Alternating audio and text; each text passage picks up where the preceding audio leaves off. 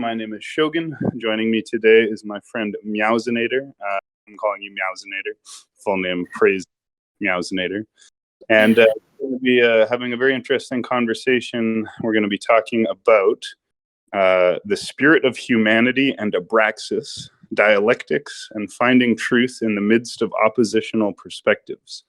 So before we dive into that, please make sure you've joined the Roundtable Discord server, where we have these special events and podcasts every day, usually at 9 p.m. Central. Please keep an eye on the announcements channel for all our upcoming special events. And make sure you check out hashtag RT Podcast channel for our hundreds of recorded interviews, debates, and special events on YouTube, BitChute, and SoundCloud. That being said, welcome, Meowzinator. Thank you for joining me. How are you? I'm good. Thank you for having me. I'm really excited. I don't want to say I was like, oh, I was honored when you reached out, but I was like, oh, that's awesome. So thanks for having me on here. Oh, my pleasure. And it's an honor to have you as well. And I'm very interested in these topics. The term Abraxas is a really interesting one. I've heard it before. My understanding is it is sort of a kind of a spirit or a demon or something like that, but I don't know terribly much about it. I have this interesting image that I'm going to go ahead and post in general chat at some point of what's supposed to be Abraxas. But why don't you start by, your first point is the spirit of humanity and Abraxas. So I guess the question is, who or what is Abraxas, and how does that tie into the spirit of humanity? So, in my mind, Abraxas is kind of this. I think it's an ancient Gnostic symbol. That's where it originates. But um, I think Carl Jung, Friedrich Nietzsche, and damn it, there was a third person that I had read about, have had like encounters with it. And from my understanding is that like it's a aspect of what, as a Gnostic I would call like the true being, in that it's an unconscious archetype, right? And so I think often it gets kind of posed as like in Gnosticism we have these things called archons, which are unconscious personifications and like aspects of the ego or like the persona. So they're kind of temporary. They can be pretty quote unquote demonic, but Abraxas kind of gets that rep because I think it is an unconscious archetype, but the difference is that this is an archetype of the collective. It's sort of like the collective voice, you could say. So there's a lot of like symbolism, and I'm not like a super Gnostic or Abraxian pro or anything, but it is also like this personification of the union of opposites, right, on all spectrums and in all forms. And so, yeah, that's kind of what it is to me. And I think like as human beings, we have the ability to embody that. And like I was saying, that's why I would consider it to be like an aspect or spirit of the true being, um, rather than, like a demon or something that will fade away. I hope that made sense. Yeah, so you called it like an unconscious, being. And when you talk about the spirit of humanity, I'm just wondering, what do you kind of mean by that, right? Like we're a human species. Do you think we have kind of like a collective spirit, or what do you mean by the spirit of humanity? Yeah, this would be like that. And so I think like Abraxas as a whole, as an entity itself, has all of these really weird um kind of qualities that it can express, but the utmost like important, I guess, for me, like characteristic of this archetype is like the union of oppositional like ideas, forces across every single spectrum that can exist. And so like in a way, if we look at sometimes like our culture has its own voice, you know what I'm saying? And if you listen, like I guess in a very meta kind of way to the voice of your culture, you'll hear Abraxas. Like that's the being that speaks through through our collective unconscious. And so, yeah, yeah. I have like a whole thing about it being attributed, or that I'm kind of piecing together, and the possibility that it's being attributed to like Gnosticism, and kind of like, nobody really talks very much about Abraxas, came along this same time that the imposition of this idea that pop culture, like folk culture, was like lowbrow trash, basically. Whether it was introduced through like this idea that it's all made for consumers, so it's generic, or that like it has no value because people are generally very stupid, right? Like, I think they may go kind of hand in hand, if that makes sense. Right. So you mentioned that Abraxas is a Gnostic character or a Gnostic entity. Uh, so first question, I guess, is do you identify as Gnostic, or do you see yourself as, from a Gnostic perspective? Well, so I guess now you would probably call my perspective Gnostic, except I am about to kill this freaking spider. Hold on, sorry. Uh, I don't like spiders. Anyway, random. I guess you would call me a Gnostic now, but like, I consider um, like back when Gnosticism was the main quote unquote religion, it's really just a way of understanding like mythology and religion. They just were like, nobody went around and said like, "Oh, I'm part of this Gnostic group. These are our texts." I kind of believe that before this like imposition of the three in one God, like this God that has three different major religions across the world and has them like fighting because they all think that they're worshiping a different entity. It's like um kind of like, I totally lost my train of thought there. Sorry. Is responsible for this imposition, like in order to be able to push out a certain kind of like influence or group, which, as a Gnostic, I just believe that the worst crime, the only sin, is to not, for a person to not fully become who they are, really. Um, and that includes very much this ability to embrace this archetype called the Braxis, because otherwise he will come into your life and cause hell. Right. So, okay. So it's important to understand and incorporate Abraxas. And you did kind of introduce us to him, but I think there's still more to be said about, why Abraxas in particular is significant and what exactly Abraxas represents, right? There's so many different gods and spirits and entities. What is it that makes Abraxas particularly important? What makes him particularly important is this collective and also unconscious identity merged together gives this is why I say it's like Abraxas is more an aspect of the being. Like he's also attributed to like the Gnostic concept of the pleroma, or like that which does unify everything in existence, right? So um not like the demiurge or like any of these smaller kind of gods, but like source itself, you know. Um and it's unconscious, and like I was saying, I think this is why he may have gotten like attributed to a sort of devil, because typically unconscious archetypes, they're trickier, they're harder to notice, and they can like kind of come in and wreak the most havoc on us psychologically, and then obviously outwardly too. But being the unconscious of a collective, if you look at concepts of self within Buddhism, or like the Upanishads, that you'll find that like uh, there's a term like shunya in Buddhism, right? And it means void, but it's talking about the relationship between the inside of something and the outside of something, and that they have to go together.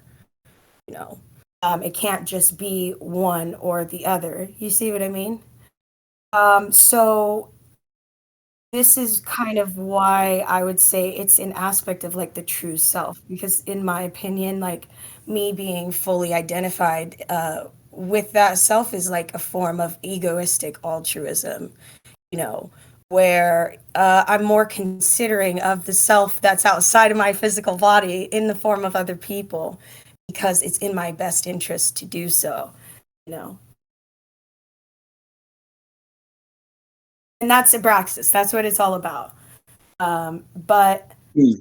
it can be freaky, like uh, the things that are that we find, the archetypes and the spirits that we find lurking around in pop culture sometimes require a more, I think, like sophisticated symbolic dictionary. And it's not just like defining the symbols themselves, but defining like what it means when they're put in certain patterns, you know? Right. So if anyone took a look at general, you'll see that Abraxas has a very strange visual symbolic depiction. He has the head of a chicken or a rooster, and his legs are snakes. So this is a very unusual kind of form. Do you have any thoughts about why he has snake legs and why he has a chicken head? Um, so I'm not gonna lie. I am looking this up because this is the kind of stuff that does go kind of over my head. Um, so it's saying these are like a representative of like driving forces of differentiation, emergence of consciousness and opposites. It's a sun god and also, like a lunar god. It's the sun and the devil. It's Lucifer and it's, Christ. It's all of these things that here we experience we kind of experience, right? Only one or the other. You're either hot or you're cold. You can't really be both. But we know that there is like a huge part of that spectrum of temperature in between where things are more muddy. So that, I guess if you think about it like a bar, the bar itself is what we're talking about. So in hot and cold, we're talking about temperature. In light and dark, we're talking about color, you know. It's kind of the same thing. So you have the rooster and the, I guess, the snake hands as a representation of that. Abraxas stands and also this representing like standing above it, and this is what the pleroma or like the great all would look like if it had an image or like a being. Um, Now it's confusing for me why they would do that. Like why we have to do that. It's almost like that's what else. That's another funny thing when we're talking about Abraxas, right? Is like if you can't make an image or you don't, this pleroma has no being. It has no being. So that should kind of be it. But we still need to like personify it and talk about its qualities to figure out exactly like how to deal with it, I suppose. Right. So you mentioned the term pleroma, and like Gnosticism is another big topic. We have a channel in the server about Gnosticism, and it's something that comes up a lot in a lot of our different discussions and podcasts. But not everybody's familiar with these concepts, and even I'm not, an expert. So can you just, comment briefly on, what pleroma refers to? Pleroma refers to if you are a student of like Judaism or mystic Judaism and you know about the tree of life, before God emanated, he was, right? That's even in the Bible. Before there was the word was God or whatever. Like whenever they talk about before there was anything emanated or created, there was just being, right? It's like also, I think this may be just me because I have never heard anybody else explain it this way.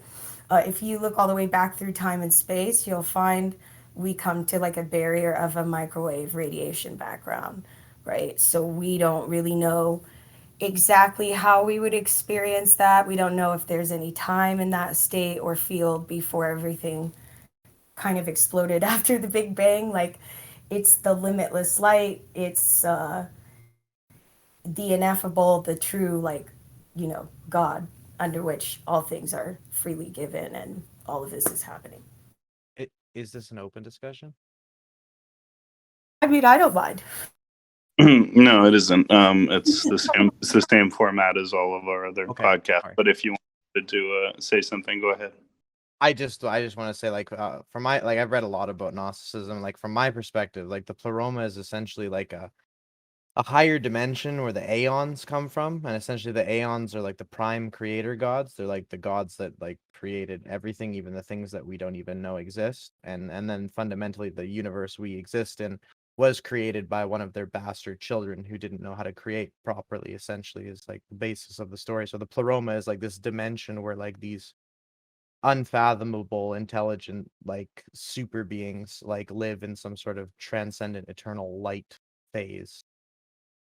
Yeah, that's like more on point with it. I would say like to add to that, these are all conscious archetypes. This is the realm of like when you break down each function, they each stand for like a Sephiroth on the tree of life. They're each like an aspect of our psychological, our physical, emotional, all of these different levels of a human being. These beings represent that. And Sophia is the archetype of wisdom, and her consort is Christ, which is choice, to be able to make decisions and wise decisions eventually. Um, but one of they say like the Pistis Sophia is a really big Gnostic text. And it describes how, Sophia in her love for all, the pleroma or this, creator aspect, uh, decided she wanted to experience the entirety of it, which is an impossibility. And this developed into a schism, and so Sophia fell, and she kind of fell into this world. And it has a lot to do, like they talk a lot in codes about reflected light. So like down in the depths of the waters there was a light that was kind of shining, and she thought like, oh, this is it, like I'm gonna go to the light, but it was something being reflected, from above. So then she found herself in this realm of this like kind of physicality, like, and it's said that like, yeah, this being her bastard child, they call him Saklas. It means like blind god, or Yaldabaoth, which means like the aborted one. uh she creates this without her consort, so it's made up of um her more negative aspect, and this is where you can get like a dark mother type of archetype. This being kind of pops out and starts saying blasphemous shit, and he creates, kind of just like above, right? There are different aspects of God in the form of these different archetypes. Below, he creates himself and is set up kind of in the same way. And then there's a divine human essence that also exists in this pleroma.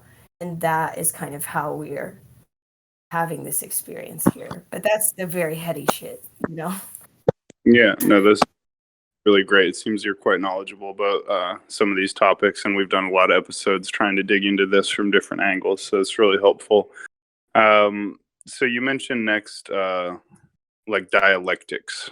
So I know dialectics is the Hegelian dialectic, which is thesis, antithesis, synthesis. So, like, you have an idea, then there's an anti idea or a counter idea, and then somewhere out of the middle or the compromise, there's the synthesis, which is sort of a blending of the two.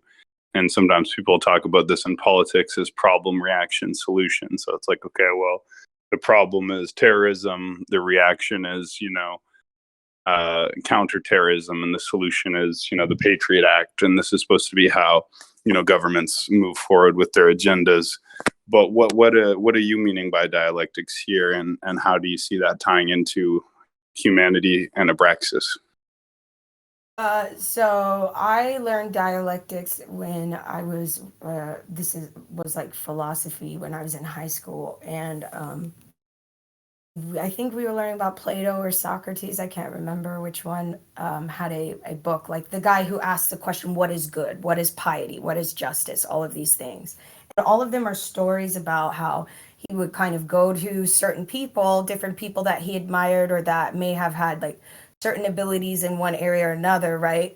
And ask these questions to. And then when they gave responses, he continued to ask questions.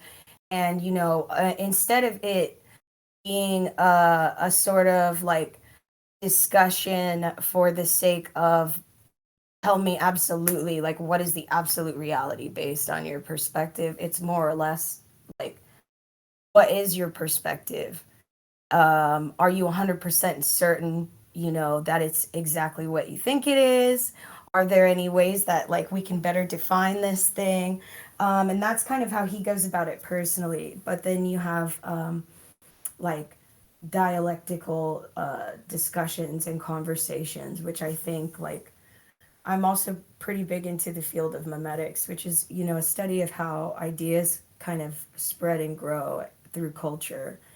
And like I'm really interested in figuring out how it is we can, it's sort of like right now with our ideas we play this survival of the fittest, we take this like biological fight into the realm of like ideas and communication, and it's not very good for us. uh, so it's a way of, I guess, coming to a discussion to try and find something new out of it no matter what on both ends, instead of like two people walking away on a certain topic and being like, yeah, fuck that guy, or yeah, I really agree with that guy, like I agree with what he's saying, because this is like a sliding scale, you know what I mean? If I only judge like who if I only judge my morality based on like how much the person that I'm talking to agrees with me or disagrees with me, I feel like it's like Okay. it's it's a sliding scale. So how do you determine what's actually uh, true or what's actually real? And Right. in this day and age, we're getting on Discord in our free time to have these discussions. So it's not like they don't matter. Yeah. Right. Well, and it seems to me that that ties into your last identified point, which was finding truth in the midst of oppositional perspectives. So, did you have a particular point or reflection or angle that you wanted to approach that, finding truth in the midst of oppositional perspectives? And then, secondarily, is there a connection for you between that and Abraxas specifically? Like, does Abraxas represent to you like finding truth in oppositional perspectives? Is that the point? Like, actually, I wanted to mention something when you mentioned to me that Abraxas is both, light and dark, both God and Satan. It brought to mind the character of Baphomet, and I thought maybe that was just my own association. But then Gain of Function posted what I just posted in general chat, and if you look there, that's very clearly Baphomet, right? He's got the horns, he's got the hand pointing up and the hand pointing down, he's got the Right. androgynous, breast. So clearly, that is very similar to Baphomet. So I guess my first question is, can you comment at all on what the connection is between Abraxas and Baphomet? Are they the same character? So here's what the connection would be, right? Is the lower copies the upper, right? Just like I was saying about when the chief archon, when the demiurge was kind of like born into this world and started making everything, right? Like uh, it it basically like said like I'm God, there's none other but me, and it was so like absurd what he said that the primal mother father archetype kind of look, it says they looked down into the waters, right, and said no, you're wrong, and that's where he got his name Samael, which means the blind one. uh and so basically it says that like this entity and his little minions, like they saw this reflection, right, and so they made their image in the earth, in the physicality, right, uh, of what they saw. And that is how essentially, these forms were created. That's the mythological kind of version of that, I guess. So most of the time when you're dealing with like something like ceremonial magic, especially, like you can look at books like The Magus, or just like Agrippa's Natural Magic, or even 777 by Crowley, right? It's a book of correspondences based on the Tree of Life, and like certain uh certain things that have inner qualities of these like spiritual attributes, these archetypes, and how they kind of like align together, and you can use that to your advantage if you would like. Abraxas though would be like a signifier of, again, like the unconscious aspect of the collective being. So it's an aspect of you, but one you may not want to look at because it's a collective one. So it typically comes from outside of you. So when I'm dealing with other people, you know, I got shot 6 years ago driving home from dinner, and I was just minding my business. And so a lot of this does come from a place of having to reconcile like mm, these two realities. Like, because if you go too deep into one end, um, you know, you really can't cope with reality. And if you go too deep into the other end, you're not even in reality. So it's my way of trying to understand how two things can be true at once, or sometimes like what appears to be two separate things are really one thing, but bouncing into in two different states. So that's kind of what Abraxas represents to me. I think one of the funniest traits about it is talking about it even um, gives me at least this like feeling of sounding, it's kind of crazy. Like you look at him, he's crazy looking. The first time I ever thought about this, like, what if people are truly just a reflection of things that you need to see about yourself? Like that has something to do with what you pay attention to in different people or some shit. And I was like, nah, you know, it ain't got nothing to do with me. Other people are other people, and I'm totally separate from that. And then, you know, I got shot. And so I've had to recognize that that's not the case. And so enter in Abraxas. So yeah, that's me. That's my whole thing. I'm interested to hear from you what you think Yeah, about no, it. this is fascinating. I can tell there's lots of different, avenues we could go down, lots of different topics we can explore. And, hopefully, like many of our members, you'll end up doing more than one podcast. A lot of members here have done a series, and I can tell there's more, we can get into than we'll do in one podcast. There's a lot of other things, I want to clarify. I feel like we're just scratching the surface, but I also am getting the impression that there's other members in the chat, like Gain of Function and Crimson, who may know more about this or have comments they want to make. So I think this might be a reasonable time to open it up for audience questions and participation. I'm also going to walk to the dispensary and buy some weed, since I still can't find these magically disappeared joints. So does anybody have I just want to thank you again. I think this kind of thing is awesome. I hope that we can do more in the future. And yeah, this is totally rad. Thank you so much for having me. Yeah, absolutely. It's a total pleasure. I can tell that, you're relatively new here, so you haven't, we have hundreds of podcasts going back for years, and like Hermeticism, occultism, magic, Gnosticism, theology, religion, like these are many of the things that many of our members are interested in. And for me, it's a bigger picture project where, each person has a piece of the puzzle, and each person has different aspects of it. And it seems like you have quite a few of these, areas undeveloped. So I think there'll be a lot, and what you've said here has been useful. But rather than me asking more questions, for now, I want to open it up to the audience. If anyone has a question or a comment, please go ahead. And I'm going to have more if nobody does. But I'm going to start walking, and I just wondering, does anyone have a pressing comment? I just wanted to say how much Abraxas just looked like what happens when you buy Baphomet off of Wish. Yeah. Yeah. Like Wait, but one it thing, comes before, that's the interesting thing, is it's more primitive, I suppose, in that way. it's At the newer, same time, older. You mean? Yeah. One thing that it does kind of like probe in my mind is like the idea that even if we look at it with like a literal lens, like what if these entities are something that hypothetically may exist? Like Ildabaoth had like 7 sons and 7 daughters, right? And like essentially they embraced all of these bad and good qualities that are like inherent within our psyche. Like what's to say that maybe these aren't Ildabaoth's children, right? Like maybe one was like some sort of like snake rooster head chimera androgynous being, and Baphomet was some sort of goat angel hoof androgynous being, and they're all were kind of built on similar templates, but just with like maybe different information.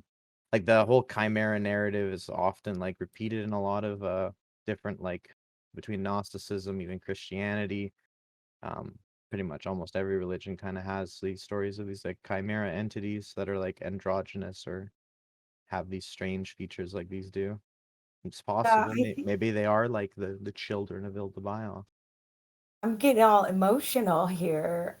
Yeah, I think that's exactly it. And the most interesting aspect of it for me is that it's purely psychological. But that encompasses a whole lot of stuff.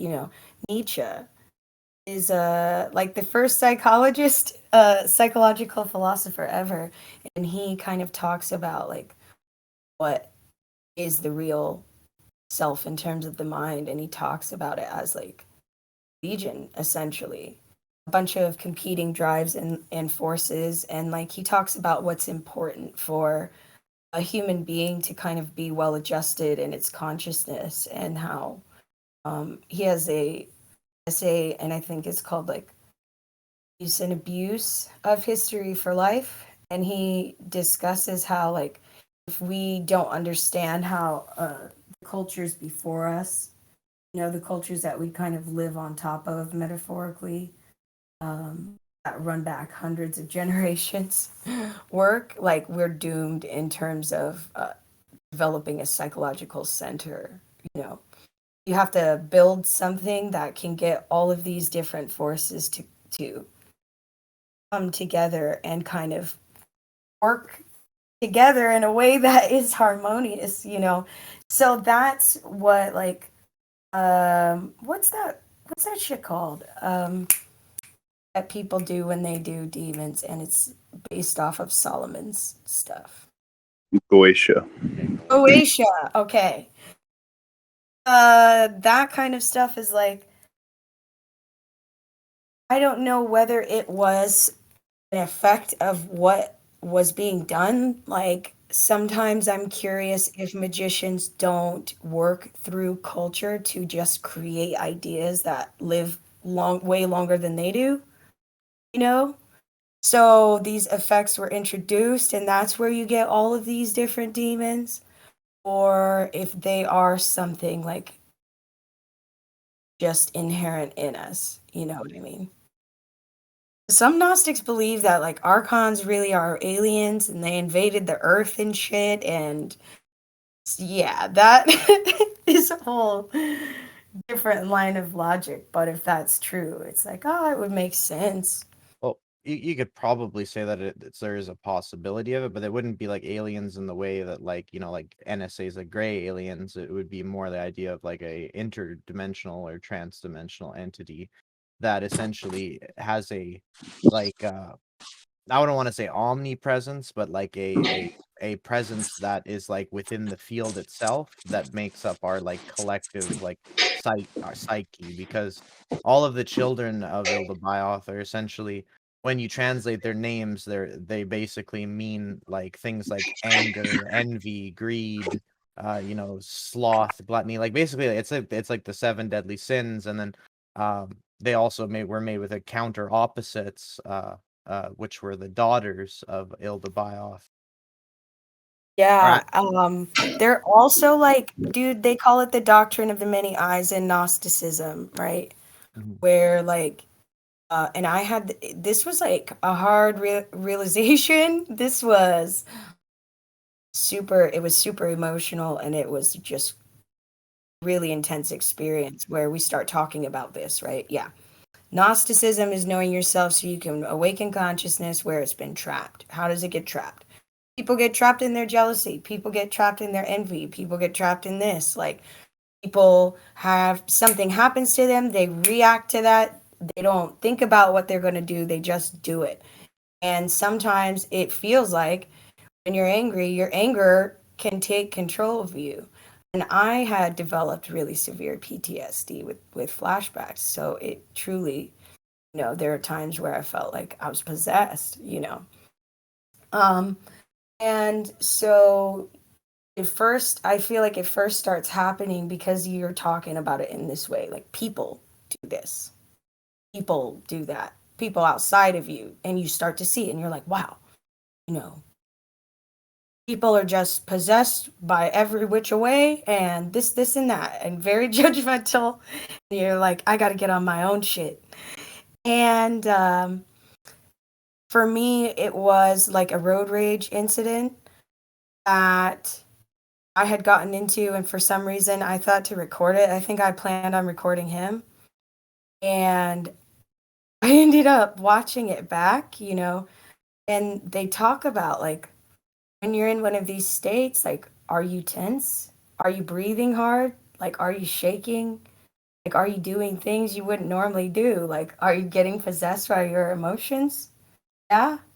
And then you're like, oh shit, I fucking do this all the time. I dissociate quite often. And it's like, who's there when I'm not there?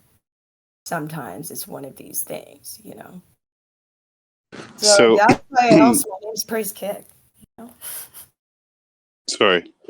Yeah, thank you, Crimson, for your questions and comments, and Meowzinator for your responses. I'm just wondering, is there anyone else who had a I'm question or stoned as comment? fuck. I'm gonna shut up. I want to hear No, no, everybody else. no. You're. It's great. I just I want to make sure everyone else has a chance. Also, if they had a question, is there anyone else who had a question or comment? Anything else? Anyone else wanted to ask or clarify anything? Like ghosts. No, I of course I have a question. So when people Yes, go on baby. yeah, of course. When people go on their spiritual journey to find themselves and find the reasoning of purpose or purposefulness in this world, and Abraxas is supposed to be the interlude between light and darkness, the existence of God. Um, how does one really find presence of self and presence of purpose with soul, with Abraxas a part of, this collective gnosis? How does this really push the person to go in their direction of their purpose much more deeply? Abraxas, and this sort of, I don't even want to say it's necessarily Abraxas. Sometimes I feel like people will have these experiences and kind of not realize that they are actually fucking with an archetype, or they're working out some kind of spirit, like something is weighing on their soul that they have to deal with. So I don't want to say that it's always shown up as that, but when I look back on it, I can see that collective. I can see as symbolic how the symbolism matches up in that. I have had to, I guess, finding myself. This is the only advice I can give. Build myself up, it felt like, and then let myself break time and time again.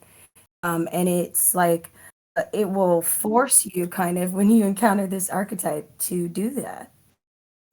It takes however long it takes for these archetypes to break, insofar as you'll hold on to them, and continue to feed your consciousness into them. And like us, you know better than anybody how much experience I have with doing that. So I feel like when you are humbled enough to, like, go into your interactions with the world and say, like, well, I've spent the last 6 months, 3 months, however long, building up this view of things. I feel very confident and assured that things are this way. But I know I'm going to interact with something today, and any of those things could break all of that. And I'm prepared to let it go. And once you do this enough times, you realize that like there's something else there, that these ideas are not who you are. There's something beyond them. There's something beyond like it appears what we can conceptualize right now. You know? So maybe that's abraxas, I guess. I don't know. What do you think, Lycos? It does bring an interesting question into, building yourself up and constantly tearing yourself down. So a part of, bringing yourself to this God, bringing yourself to Abraxas and showing your purposefulness in life to tear yourself down and build the true gnosis of the soul. Do you think finding the true purpose of your soul or true soul can be found through Abraxas, or just being able to put himself or just themselves into the position of God? They'll be able to see the purposefulness in all things to grow through life. At least that's the question in my head right now. It's not like you have to, like, when I say tear myself down, I guess it's like how I experienced it was really mainly in my social environment. For other people, they may experience the archetype in different ways, everybody kind of has their demon, whether it's sloth and you need to learn how to like break down muscle, or break down fat and build up muscle, and how to do that consistently while you're maintaining all of these other aspects, your diet, your activity, like and it goes very deep into like what you're thinking about if it's really bad for somebody. So it can be like any kind of experience, I guess. That's you. That requires you to get comfortable with being able to kind of go with the flow of that, of like your whole machine. I don't know. So, in relational to this, so would you say that the environment, since this kind of correlates to your social dynamics and the people you build your life around and your home life and mental state and structure, do you believe that Abraxas has shown itself through the nature of just physical reality, or Mhm. just as this in tie with God reflecting through the others to reflect back Abraxas's true will? Yeah,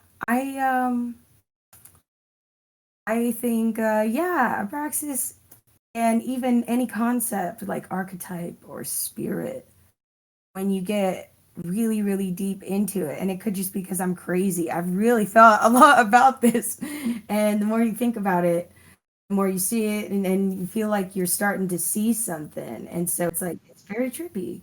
Yeah, I feel like it's shown up as just the general trippy, unexplainable something that is allowing me to have this experience. That's the only way to explain it. Thank you very much, Lycos, and for your questions and comments.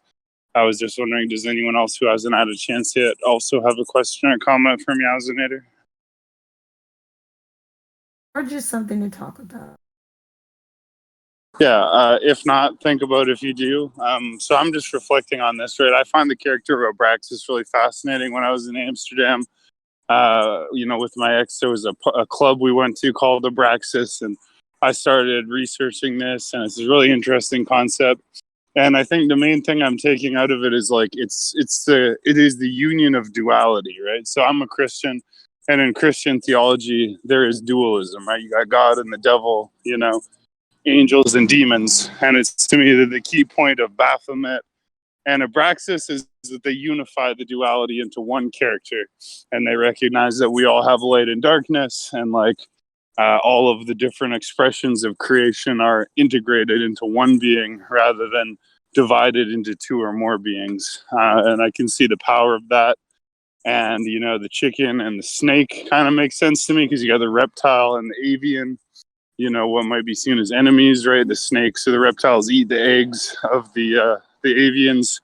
But in this case, you have them as sort of one being. So I don't quite know what it means, but it's about the union of the masculine and the feminine, and some of the art that was posted in general. Crimson posted some really cool art, and Gain of Function posted some cool stuff. It's all about how the male and the female, light and dark, good and evil, you know, they all have to be accounted for under one being. And for that being not to be schizophrenic or bipolar like myself, you know, you have an entity like Abraxas who can encompass all of these seemingly dichotomous positions in one. And I think that's what you meant when you said it's like an unconscious force or an unconscious entity. So whether we accept it or not, we all have those dualities. We all have that good and evil.